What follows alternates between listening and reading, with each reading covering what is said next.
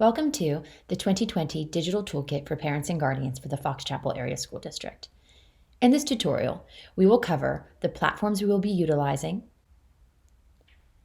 the devices your students will receive, and some login practices. Please know that if your child is a hybrid child, that child will log in to Google Classroom, Seesaw, and Clever one time with their teacher. Unless they log out, they'll never need to log in again, but you will be receiving a passport with your child's password. Should they need to log in again, they will do so with their Gmail information. If you're an online student, your child will need to log in to Google Classroom, Seesaw, and Clever one time, utilizing the same login as password. It is the top password on the passport. We'll get to that in just a minute. Thank you for your time. We look forward to being partners in education.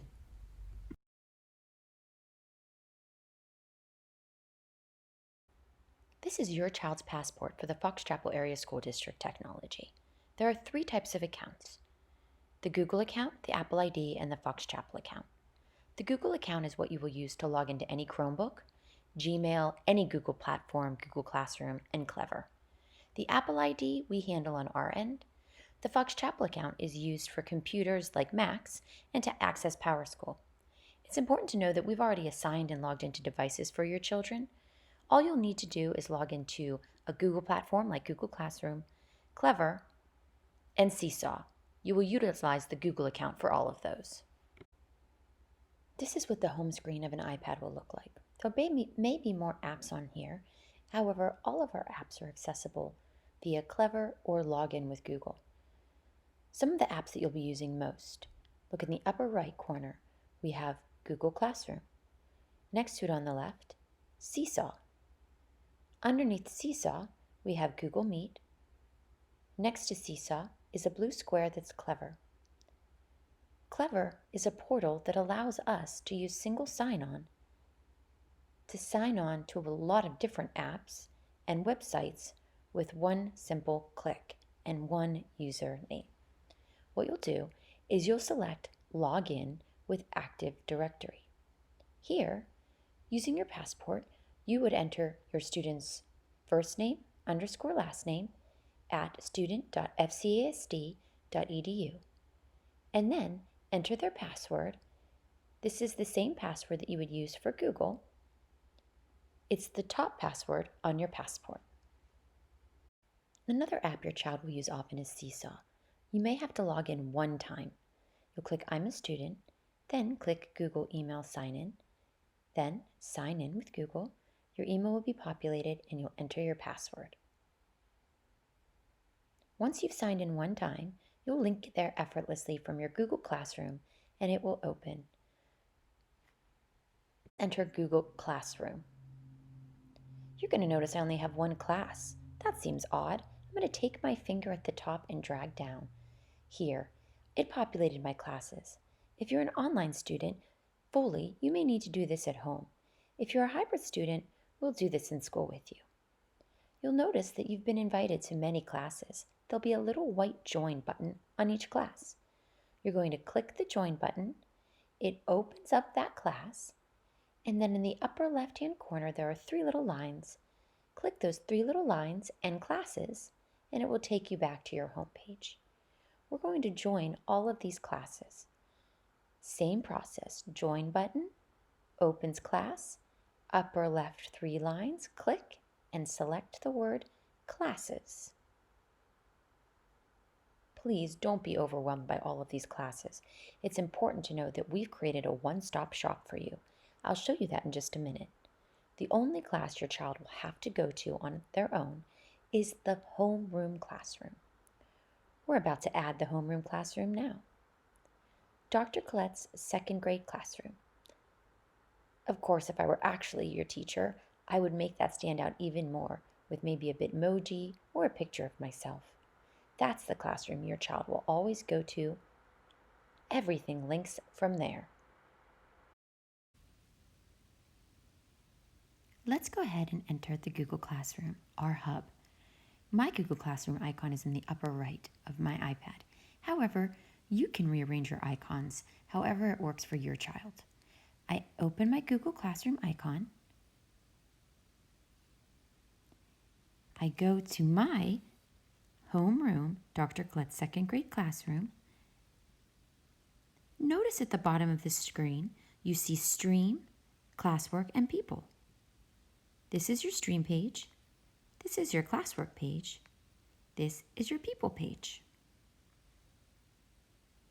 Here, on our Stream page, you will notice that it is very clean and uncluttered. It needs to remain this way, so we've turned off streaming notifications for many items. There will be 2, maybe 3 posts on this stream.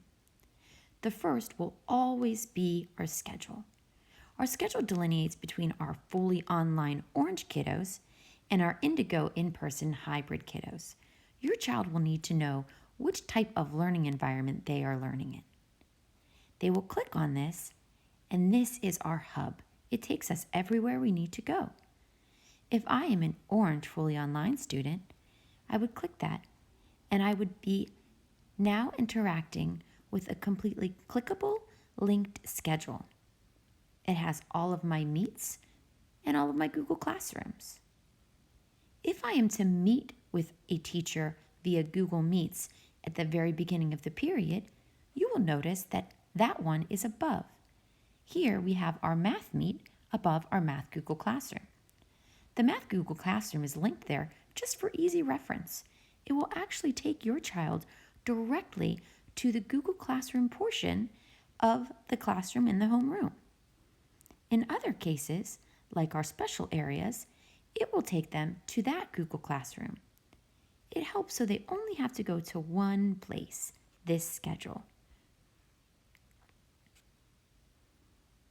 You'll notice here in the 1:20 to 2 o'clock block, there's clearly small group instruction happening. And so, in this case, my little penguin group, if you look at Monday, my pirate group will be working in a Google Classroom, as will my penguins and my Steelers, and others, like EELA, will actually be in a meet. On Tuesday, I'll be starting my meet with my penguins group, while the others are working on some asynchronous work in Google Classroom. Everything is easily linked. At the bottom of this schedule, you will also notice some other important links that your child may need.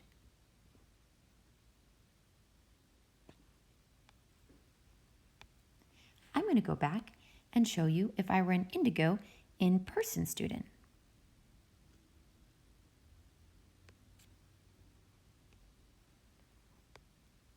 You will see the structure is very similar, if not identical. What's different is that these meets take them to their appropriate classes and Google Meets meeting links.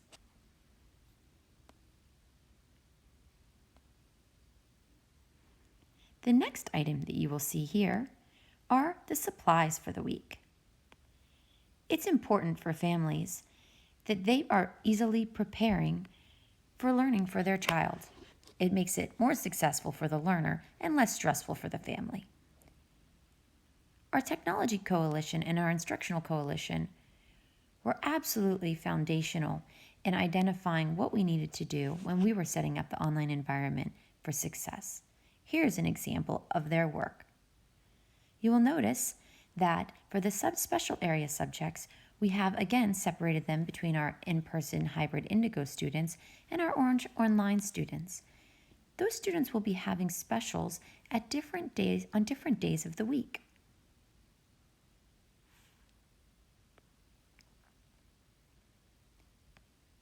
For our typical core content areas, you will notice that the supplies are outlined by day of the week that they have that class.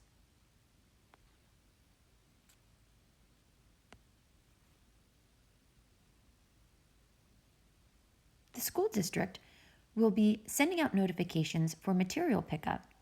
Whether it be monthly or quarterly, we will be supplying you with items you need at home, from traditional textbooks and workbooks to items you might need for a science experiment or STEAM learning moment. I click the X in the upper left corner to close that document, and I click the arrow in the upper left corner to go back. Let's look at the classwork page. The classwork page is easily separated into some content areas.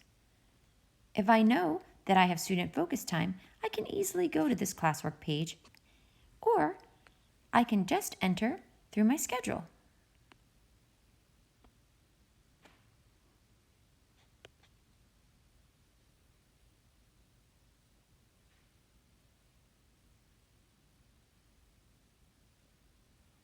And here I can see my work directly.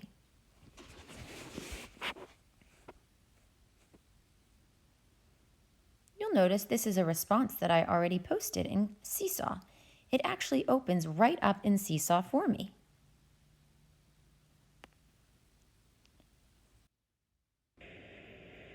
So, Dr. Collette, I narrowed it down to two that I really liked. Don't worry, we'll see more of Seesaw and how effortlessly it interacts with Google in a bit. So here I am in my stream, and it's my first day online. And I'm a hybrid student. I'm going to go to my Indigo in-person hybrid. Of course, Orange online students would go to their Orange schedule. And I know that I always go to the top meeting link. So at 8:40, I'm going to meet with my teacher on Wednesday. I'm going to click that.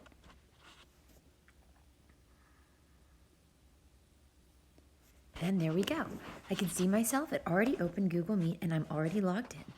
I'm going to click Join Meeting. In just a moment, I'm going to see my teacher. Hi, teacher. We'll be learning together. When I'm done, my teacher will make me leave the meeting. All students have to leave the meeting before the teacher. The reason for this is that then they cannot re-enter the meeting without our permission. It helps keep everyone safe. There we go. I can double click my button at the bottom and I can go ahead and swoop that up and go back to my schedule. We've covered a lot so far, and I want to remind you that your child, whether online or hybrid, will have plenty of opportunities to practice using these devices. We've dedicated both computer science and STEAM time to this endeavor. It is important that this is not a burden or difficult for your child.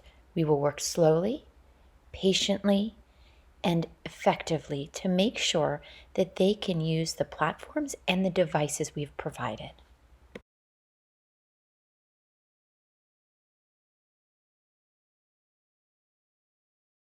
Let's review and then dig into Seesaw.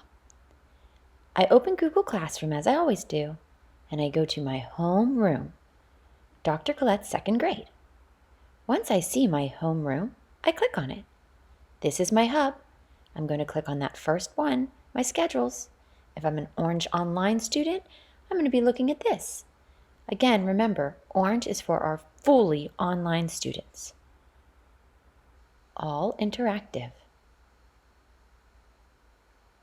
At the upper top left, I have the ability to push the back button. If I'm an Indigo in-person student, these are my students who are hybrid right now. I'm going to go ahead and click on my STEAM Google Classroom. I already had my STEAM meet for today, and my teacher told me to go to my Google Classroom now.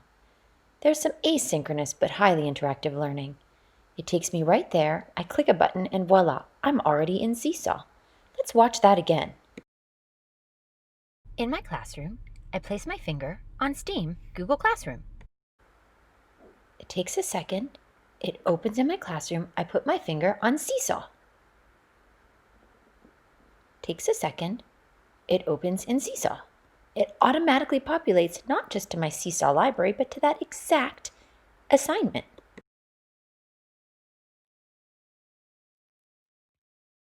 When your child is in Seesaw, very often they will go directly to an assignment. But they also have the option of going to their journal, activities, and an inbox or a blog. The inbox right now will just be messages to and from their teacher. The blog we may turn on later. Right now it's really important that we teach digital citizenship and safe use of items. So for now, we'll really be focusing on teacher-to-student communication in Seesaw.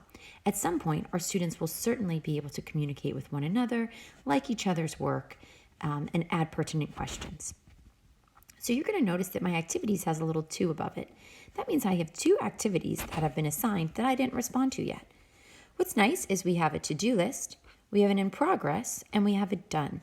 So on the right-hand side, you can see those columns. All your to-do lists will show up here on the left-hand side. Notice that I have 2 items, a self-portrait with words or emojis, and a back-to-school sentence starter that I as a student haven't done yet. My in-progress activities are ones that I've started, but I haven't completed. My finished activities are activities that I've already finished. Now what's great is after I finish them, I will have a little number in my inbox whenever my teacher checks it, when she talks to me about what she liked or didn't like, something that I need to do better or something that I thrived at. And then I'll have the opportunity to respond back to her. It's also great for assessment purposes. If I didn't show my work right for my math problem and I missed a step, the teacher can easily communicate exactly where I went wrong or ask deep questions to help me figure it out myself. Let's go ahead and look at one of the items I've already done. This was an introduction to Seesaw's tools. This is an item that you'll see in lots of different ways and capacities over the next week or so. We need to get our students familiar with the tools. They're certainly digital natives and they learn much faster than us, but it's still good to have explicit practice. This is something you might want to do at home with your child. Introduction to Seesaw tools. So first, when they see an activity, they play the instructions. Today we're going to practice using some of the Seesaw tools. Parents, we want you to be comfortable with these tools as well, so feel free to listen and look along. There's 9 steps to this activity. The first step is you're going to click the Add button to begin the activity. Number 2, use the Photo tool to take a selfie or upload a picture. Number 3, click on the next page. Number 4, use the Label tool to type your name. Number 5, change the color of your name by clicking the 3 dots to change the font. 6, use the Move tool to arrange the numbers in order from least to greatest. Number 7, use the pencil, pen, highlighter, or glow pen to circle your favorite activities. Number 8, use the 3 dots and then select the Shape tool. Pick your favorite shape.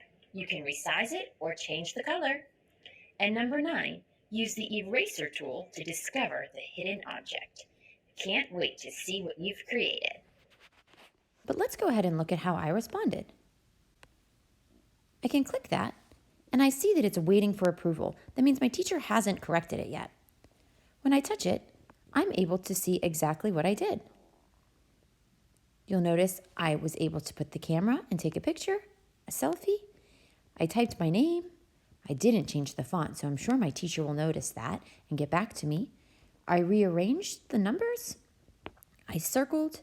I added my favorite shape, and I used an eraser to uncover a picture. I could always respond again. If I respond again, I have an option of trying it all over again. This is where I would push the camera tool, and I would choose a photo, a video, or an upload. Of course, I'm going to select photo. You're going to notice that when I have photo, it's taking a picture of my case. I have to, in the upper right-hand corner, if I wanted to turn the camera to me, I click the blue little camera button. It turns the camera to me. And then I take a picture. After I take a picture, I move it into that area. Then, up here in the right-hand corner, you're going to see a check mark. I don't want to hit that yet. I instead want to go to the other pages. Page 1 is illuminated blue. Now, I need to go to page 2. Here, I click the T for text tool, and I write my name. Here, I just use my finger.